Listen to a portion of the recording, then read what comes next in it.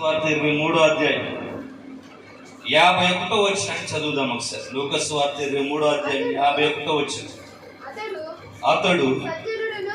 అతడు సజ్జనుడును నీతిమంతుడునయుండి వారి ఆలోచనకును వారు చేసిన పనికిని సమ్మతింపక దేవుని రాజ్యము కొరకు కనిపెట్టుచుండినవాడు చాలు. ఇక్కడ ఎవరి గురించి రాస్తా ఉన్నాడు అని అంటే అరిమత యోసేపుల గురించి రాస్తా ఉన్నాడు. హల్లెలూయా. ఎవరి గురించి? అరిమతై యోసేపు.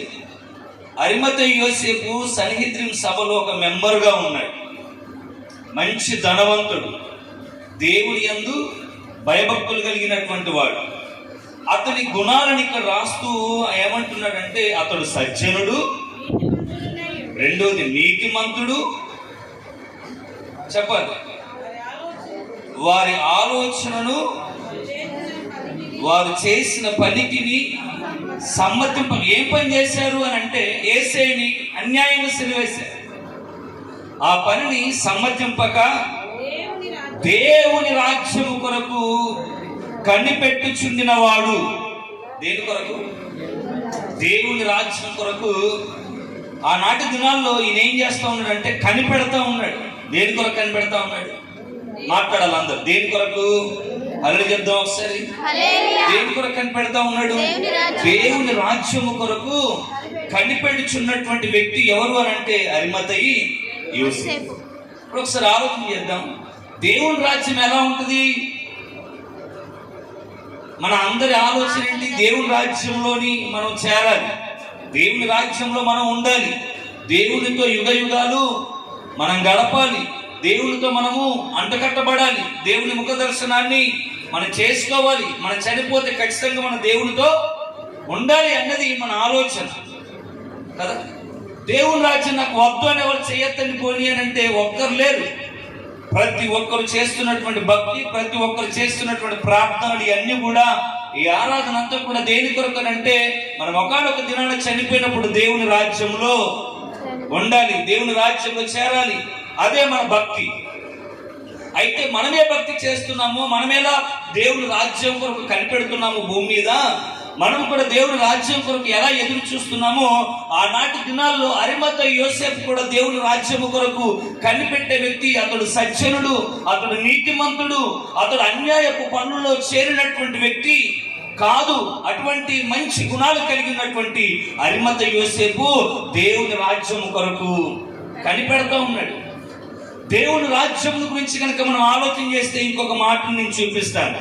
దేవుని రాజ్యం కొరకు భక్తులు చేస్తున్నటువంటి త్యాగాన్ని చూస్తే మత్తయి సువార్త 19వ అధ్యాయం 12వ వచనం చదువుదాం ఒకసారి. మత్తయి సువార్త 19వ అధ్యాయం 12వ వచనం చదువుదాం ఒకసారి. తల్లి గర్భము నుండి నపుంసకులుగా పుట్టిన వారు గలరు, మనుషుల వలన నపుంసకులుగా చేయబడిన నపుంసకులను గలరు, పరలోక రాజ్యము నిమిత్తము తమను తామే నపుంసకులుగా చేసుకున్న నపుంసకులను గలరు. ఈ మాటను అంగీకరింపగలవాడు అంగీకరించును గాక అని వారితో చెప్పాను. ఇక్కడ నపుంసకులు అంటే అర్థం ఏంటంటే ట్రాన్స్జెండర్స్ కదా. నపుంసకులు అంటే ఎవరు చెప్పాలి? ఎవరు? మన వివాహాలు జరిగిన, ఫంక్షన్ జరిగినా వస్తూ ఉంటారు. ఇక్కడ 3 రకాల నపుంసకుల గురించి చెప్పారండి. ఒకటి, తీసారా? అందరూ బైబిల్ చేస్తూ ఉన్నారా? మత్తయి సువార్త ఆదికాండంలో ఉన్నారా? పోనీ మొదటిది తల్లి గర్భములో నుండి అంటే పుట్టుకతోనే నపుంసకులుగా, ట్రాన్స్జెండర్ గా అయిన వారు కలరు. రెండోది మనుషుల వలన కూడా, అంటే ఒక వ్యక్తి పురుషునిగా ఉండి కూడా ఇతరుల ఆలోచనలు, ఇతరుల యొక్క ప్రభావితం వారి మీద చూపి కూడా వారు పుట్టుకతో పెరుగుతూ పెరుగుతూ పెరుగుతూ కూడా అలాగా తయారైపోయినటువంటి నపుంసకులు కూడా ఉన్నారు. అది రెండో రకం. మూడోది అంటాడు పరలోక రాజ్యము నిమిత్తము నపుంసకులుగా తమను తాము చేసుకున్న వారు కలరు. పుట్టుకతో నపుంసకులు కారు వీళ్ళు. ఎవరో ఒకరు ప్రభావితం ద్వారా వీళ్ళు నపుంసకులైన వారు కారు. కానీ వీళ్ళు దేవుని రాజ్యము నిమిత్తము, దేని కొరకట? చెప్పాలి హల్లెలూయా. దేని కొరకు? దేవుని రాజ్యము కొరకు. దేవుని రాజ్యంలో ఉండాలని, దేవునితో యుగ యుగాలు గడపాలని, ఆ సింహాసనం ఎదుట ఉండాలని వారట దేవుని రాజ్యం నిమిత్తము తమ్ముడు తానే ఏం చేసుకున్నారు? మాట్లాడాలి. ఏం చేశారు? తమ్ముడు తానే నపుంసకులుగా చేసుకున్నారు.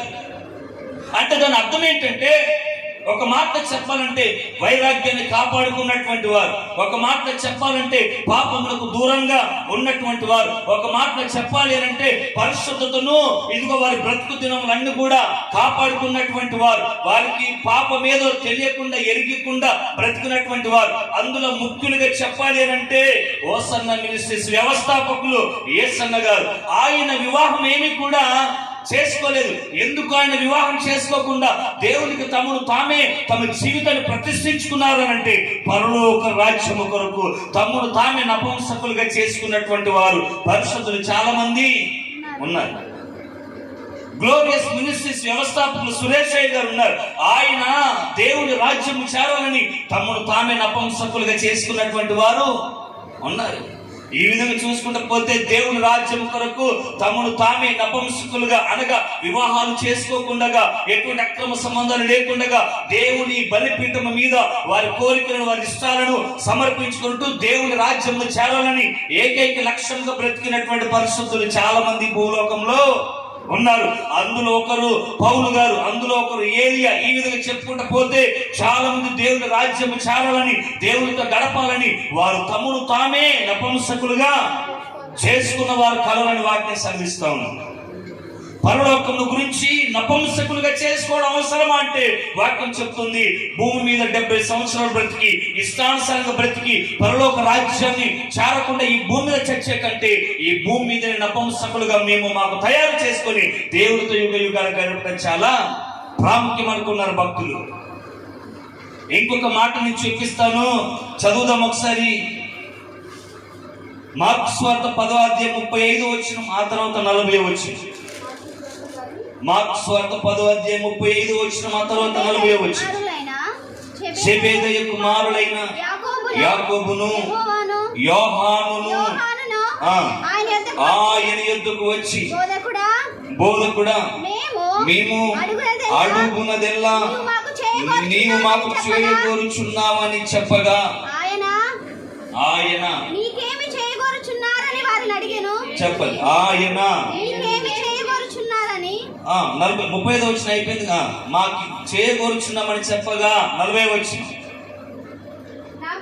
నా కుడి వైపునను ఎడమ వైపునను కూర్చుండనిచ్చుట నా వశంలో లేదు, అది ఎవరికి సిద్ధపరచబడను వారికి దొరుకునని వారితో చెప్పెను.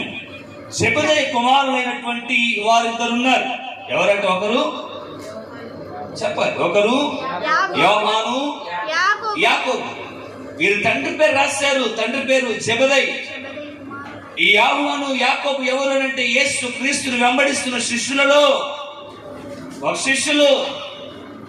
వెంబడిస్తున్నటువంటి క్రమంలో వీరికి ఒక ఆలోచన వచ్చింది. ఏంటి ఆలోచన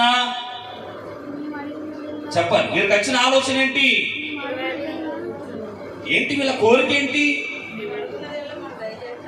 అయ్యా, మేము ఏది అడిగిన నువ్వు దయచేస్తావని మాకు తెలుసు, మేము అడిగిందల్లా మీరు మాకు ఇస్తారని తెలుసు. అయితే ఏం కోరుకుంటున్నారు మీరు అడగండి అని అంటే వారు అడిగిన కోరిక ఏంటంటే, ఇదిగో కుడి వైపున ఒకరును ఎడమ వైపున ఒకరును మీరిద్దరు కూర్చున్నారు. ఎక్కడ కూర్చోవాలనుకుంటున్నారు వాళ్ళు? భూమి మీద ఆయన ఉన్నప్పుడు కాదు. మీరు తండ్రి యొద్దకు వెళ్తారు కదా, తండ్రి యొద్దకు వెళ్ళిన తర్వాత ఇదిగో ఎడమ వైపున మా అన్న ఉండాలి, కుడి వైపున నేనుండాలి అంటే వాళ్ళ కోరిక చూడు. ఎక్కడుంది వాళ్ళ కోరిక? పరలోక రాజ్యం మీద ఉంది వాళ్ళ కోరిక. వాళ్ళ కోరిక ఎక్కడుంది? ఎలాగో నువ్వు తండ్రి యొద్దకు ఆరోహణమై వెళ్ళిపోతావు కాబట్టి అక్కడ మేము ఎడమ వైపున ఒకరం కూర్చోవాలి, కుడి వైపున ఒకరం కూర్చోవాలి. అంటే వీళ్ళ కోరిక ఏంటి? ఇప్పుడు పరలోక రాజ్యంలో చెప్పాలి, పరలోక రాజ్యంలో ఆయనతో పాటు మేము ఉండాలి. ఇది వాళ్ళ కోరిక. దీన్ని ఇక్కడే అడుగుతా ఉన్నారు, అయ్యా మేము అక్కడ ఉండాలి అంటే ఆయన అన్నాడు, అది ఎవరికి ఇవ్వడం అనేది ఎవరి కోసం సిద్ధపరచబడిందో అది నా చేతుల్లో నా వశంలో లేదు. భక్తుల యొక్క ఆలోచన వైఖరి చూడు. పరలోక రాజ్యం కొరకు ఎదురు చూస్తున్నటువంటి వ్యక్తి ఎవరు? మొట్టమొదటి వ్యక్తి పరలోక రాజ్యం కొరకు ఎదురు చూసిన వ్యక్తి ఎవరు? పరలోక రాజ్యం కొరకు కనిపెడుచున్నటువంటి వ్యక్తి అరిమత్తయి యోసేపు. ఇదిగో పుట్టుకతోనే నపుంసకులైన వారు ఉన్నారు, పెరుగుతూ నపుంసకులైనటువంటి వారు ఉన్నారు. కానీ దేవుని రాజ్యం కొరకు తమను తామే నపుంసకులుగా చేసుకున్న వారు ఉన్నారు. మూడోది ఇక్కడ చూస్తే జబెదయి కుమారులు అంటా ఉన్నారు, అయ్యా నువ్వు వెళ్ళిన తర్వాత ఎడమ వైపున ఒకరము కుడి వైపున ఒకరు మేము కూర్చోవాలి. కాబట్టి పరలోక రాజ్యంలో మీతో పాటు మేము ఉండాలి. అంటే వీళ్ళ ఆలోచన అంతా ఎక్కడుంది చెప్పాలి. విగ్రహాలు చెప్పండి ఒకసారి, రెండు చేతులు చెప్దాం హల్లెలూయా. వీళ్ళ ఆలోచన అంతా ఎక్కడుంది? ఎక్కడుంది? పరలోక రాజ్యంలో మేము తండ్రితో పాటు ఉండాలి. ఇది వాళ్ళ ఆలోచన. పరలోక రాజ్యం అందరు వెళ్తారా? హల్లెలూయా. పరలోక రాజ్యం అందరు వెళ్తారా? ఎవరు వెళ్తారు పరలోక రాజ్యం? ఇలా అడిగిన వాడు అయిపోతాడా? ఆయన చెప్పాడు కదా, అరే నాకు ఎడమ వైపునొకడు నా కుడి వైపునొకడు కూర్చుండుట నా వశంలో లేదు, అది తండ్రి చేతిలో ఉంది. అంటే దీని అర్థం ఏంటి? వెంబడించిన వారిని కూడా ఆ స్థానంలో కూర్చుండి పెట్టడం ఎవరి చేతిలో ఉంది? తండ్రి చేతిలో ఉంది. అంటే ఇప్పుడు దీన్ని బట్టి అర్థం ఏంటి? అదేంటి ప్రభువా, ఎన్ని సంవత్సరాలు వెంబడించాం కదా, ఎన్ని సంవత్సరాలు పరిచర్యలో ఉన్నాం కదా, ఎన్ని సంవత్సరాలు నువ్వు పంపిన ప్రతి చోటికి మేము వెళ్ళాం కదా, దయ్యములను వెళ్ళగొట్టాం, రోగులని స్వస్థపరిచాం, నీతో పాటు రాత్రి మగలు కుటుంబాన్ని విడిచిపెట్టేసి నీ కోసం ఇంతగా తిరిగితే లాస్ట్ కు అక్కడ కూర్చుంటానంటే కూడా అవకాశం లేదంటావా, నా వర్షం లేదంటావా నీ సంగతి అన్నారా? అంటే దీన్ని బట్టి అర్థం ఏంటి? పరలోక రాజ్యం అనేది చాలా కష్టముతో కూడినటువంటి ఆహ్వానం. పరలోక రాజ్యంలోనికి వెళ్ళడం అనేది అంత సాధ్యమైనటువంటి విషయము చాలా ఈజీ అనే వాళ్ళు అలా చెప్పండి ఒకసారి హల్లెలూయా. అదేంటయ్యా చాలా ఈజీగా వెళ్ళిపోతాం మేము పరలోక రాజ్యం, ఇక్కడ కన్ను మూస్తే అక్కడికి వెళ్ళిపోతాం మేము, మాకు డైరెక్ట్ విండోస్ ఓపెన్ అయిపోయి ఉంది, మేము వెళ్ళిపోతాం ఉందా? అట్లా పరలోక రాజ్యం ఎవరు వెళ్తారు? మరి ఇప్పుడు తొందరగా వెళ్ళిపోతాం. పరలోక రాజ్యం ఎవరు వెళ్తారు అని అంటే ప్రకటన గ్రంథం తొందరగా తెరిచి పెడదాం, ఒకసారి చదువుదాం తొందరగా. ప్రకటన గ్రంథము 2వ అధ్యాయం 7వ వచనం, త్వరగా ప్రకటన గ్రంథం అందరు తీయాలి. 2వ అధ్యాయం 7వ వచనం, చెవి గలవాడు ఆత్మ సంఘములతో చెప్పుచున్న మాట వినుగాక, జయించు వానికి దేవుని పరదైసులో ఉన్న జీవ వృక్ష ఫలము భుజింపనిత్తును. అక్కడ అదే వచనం కాడ అక్కడే పెట్టుకునుండు. ఇంకొకరు 2వ అధ్యాయం 11వ వచనం చదవండి ఒకసారి తొందరగా. సంఘములతో ఆత్మ చెప్పుచున్న మాట చెవి గలవాడు వినుగాక, జయించువాడు రెండవ మరణం వలన ఏ హాని చెందడు. అది అక్కడ పెట్టుకోండి. ఇంకొకరు 17వ వచనం చదవండి. సంఘములతో ఆత్మ చెప్పుచున్న మాట చెవి గలవాడు వినుగాక, జయించు వానికి మరుగై ఉన్న మన్నాను భుజింపనిత్తును, మరియు అతనికి తెల్ల రాతినిత్తును. ఆ రాతి మీద చెక్కబడిన ఒక కొత్త పేరును పొందిన వానికే గాని అది మరి ఎవరికి తెలియదు. అక్కడ చేపెట్టుకుని. ఇంకొకరు అదే 2వ అధ్యాయం 26వ వచనం, ఇంకొకరు అని చెప్పింది నేను తిమోతి చదవనా, నేను నా తండ్రి వలన అధికారం పొందినట్టు జయించుచు అంతము వరకు నా క్రియలు జాగ్రత్తగా చేయువానికి శనుల మీద అధికారం ఇచ్చుదును. ఇంకొకరు ప్రకటన గ్రంథం 3వ అధ్యాయం 5వ వచనం, గౌతమ్ చదువు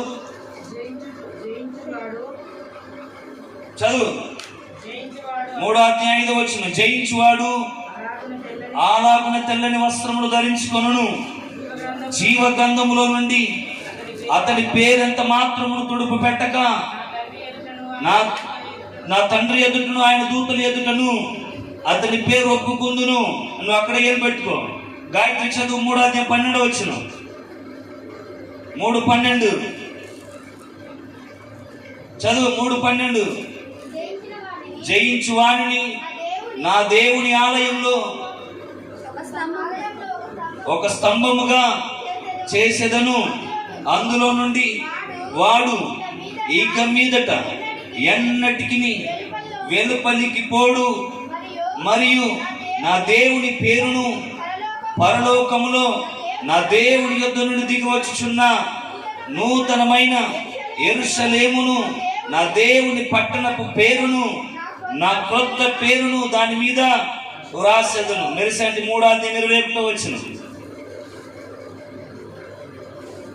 3:21 వచనం.